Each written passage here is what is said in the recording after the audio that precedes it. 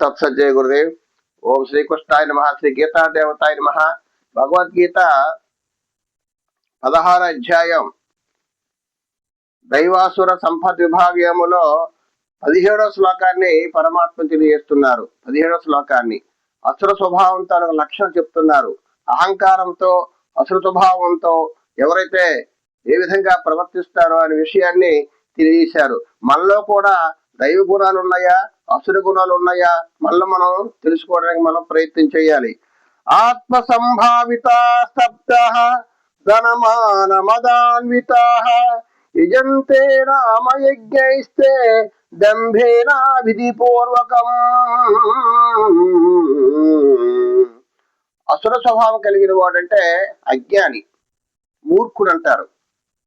అంటే వారికి ఎటువంటి నియమనిష్టలు ఉండవు, మాట యందు కూడా కఠినంగా ఉంటాడు, ఇప్పుడు కూడా అహంకారంతో ఉంటాడు, మదమాత్సర్యంతో ఉంటాడు, అసుర గుణం కలిగిన వాడు. ఆ విధంగా చెప్తున్నది ఏమిటంటే వారు తమకు తామే గొప్పవారమని భావించుకొనుచు, తమకు తామే గొప్పవారిని భావించుకుంటారు అహంకారముతో. గర్వోన్మత్తులై ధన దురహంకారములతో కన్నుమిన్నుగానక ప్రమత్తులై శాస్త్ర విరుద్ధముగా ఆడంబర ప్రధానముగా పేరుకు మాత్రమే యజ్ఞములు ఆచరించుదురు. ఆడంబరంతో యజ్ఞయాగాలు చేస్తారు, కానీ భగవంతుని యందు భక్తి ఉండదు. భగవంతుని యందు భక్తి ఉండదు. ఆడంబరముతో డాంబికముతో ఏ కర్మ చేసిన ఆడంబరంతో చేస్తారు, వాళ్ళు భక్తి ఉండదు. అసుర స్వభావం కలిగిన వారు దురహంకారముతో నేనే గొప్పవాడిని, నాకంటే ఎవరో గొప్పవారు ఎవరు లేరు అనే భావంతో ఎప్పుడు కూడా వారు ఉంటారు. వాళ్ళు కామ క్రోధ లోభ మోహ మదమాత్సర్యాలు ఉంటాయి. ఆడంబరం ఉంటుంది, అసూయ ఉంటుంది, ద్వేషం ఉంటుంది. ఆ విధంగా ఆ అసూయ స్వభావం కలిగిన వారు చెడిపోతారు. ఇప్పుడు కూడా మనం అనేక రకాల సమాజంలో చూస్తూ ఉన్నాం. ఆడంబరంతో ఉన్న వాళ్ళకి ఇప్పుడు కూడా వాళ్ళకి ఆ ప్రమాదం కలుగుతుంది. తమకు తామే గొప్పవారిని భావించుకుంటారు. తమకు తామే నేను గొప్పవాడిని, నాకంటే ఎవరు మించిన వారు ఎవరు లేరు అనే భావంతో వాళ్ళు విర్రవీగుతారు.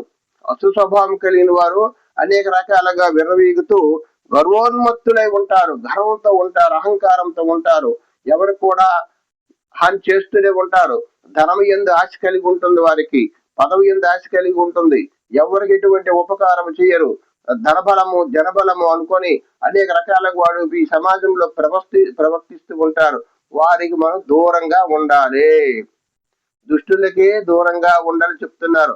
దుష్ట స్వభావం కలిగిన వాడు ఎప్పుడో ఒక టైంలో మనకి దుష్ట స్వభావాన్ని చూపిస్తూనే ఉంటాడు. వారి తాలూకా ప్రవర్తన బట్టి మనకి చాలా జాగ్రత్తగా మనం దూరంగా ఉండడానికి మనం ప్రయత్నం చేయాలి.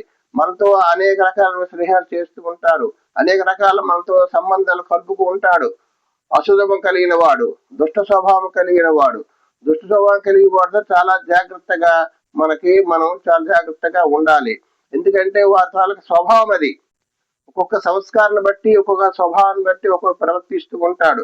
మంచి స్వభావం మంచి సంస్కారం ఉన్నవాడు మంచిగా ప్రవర్తిస్తాడు, వారు సహాయం చేస్తారు. ఎదుటివారి యందు ప్రేమ దయ కరుణ ఉంటుంది. ఆ స్వభావం మంచి స్వభావం కలిగిన వాడికి, ఆ సంస్కారం కలిగిన వారికి. అసుర స్వభావము అజ్ఞానంతో ఉన్న వాడికి మోసము దగ ఇటువన్నీ కొట్టేటంటే ఆ అసుర స్వభావం కలిగిన వారికి ఉంటాయి. కాబట్టి వారి దగ్గర మనం దూరంగా ఉండడానికి, వారితో సంబంధము మనం పెట్టుకోకూడదు, వాళ్ళతో బంధాలు మనం పెట్టుకోకూడదు, వాళ్ళతో స్నేహం చేయకూడదు, వాళ్ళని దూరంగా ఉంచాలి. ఎంతవరకు ఉంచాలి అంతవరకే ఉంచాలి. ఎందుకంటే వారి తన స్వభావం మనము ఎంత ఉపకారం చేసినా సరే, ఎంత సహాయం చేసినా సరే, ఎంత ఆపదలో ఆదుకున్నా సరే, వారు టైం వచ్చేసరికి వారి స్వభావం వారు చూపించుకుంటారు. మనం అంటాం, మనం వారికి ఎంతో సహాయం చేశామే, ఎంతో ఉపకారం చేశామే, నాకు ఇంత మోసం చేశాడు అని అంటాం. కానీ మోసం చేస్తాడు, ఎందుకంటే వారి స్వభావం అది. ఒక్కొక్క జంతువు యొక్క స్వభావం ఒక రకంగా ఉంటుంది. అలాగే మనిషిలో అన్ని రకాల స్వభావాలు ఉంటాయి. ఒక కుక్క ఉంది, కుక్క స్వభావం వేరేగా ఉంటుంది. ఒక తేలు ఉంటుంది, తేలుతల స్వభావం వేరేగా ఉంటుంది. ఏనుగు ఉంది, ఏనుగుతల స్వభావం వేరేగా ఉంటుంది. ఆవు యొక్క స్వభావం వేరేగా ఉంటుంది. ఒక్క జంతువుని బట్టి ఒక్క జీవుని బట్టి వారి తాలూకా సంస్కారం స్వభావం వేరేగా ఉంటుంది. కానీ మానవుల్లో అన్ని రకాల జంతువుల స్వభావాలు మానవుల్లో ఉన్నాయి. ఎందుకంటే అనేక రకాల అబద్ధాలు ఆడగలడు, అనేక రకాల మోసాలు చేయగలడు, సహాయం చేయగలడు, ఉపకారం చేయగలడు, దాన ధర్మాలు చేయగలడు, ఒకరిని హింసించగలడు, ఒకరిని ప్రేమించగలడు, ఒకరిని దయతో చూడగలడు.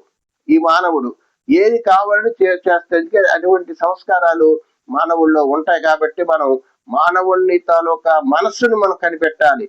మనసులో ఏ విధంగా బాగుంది, మంచి భావం ఉన్నవాడా, చెడు భావం ఉన్నవాడా, సంస్కారం ఉన్నవాడా అని మనం చూసుకొని చాలా జాగ్రత్తగా మనం వ్యవహరించడానికి ప్రయత్నం చేయాలి. హరి ఓం తత్సత్. జై గురుదేవ్.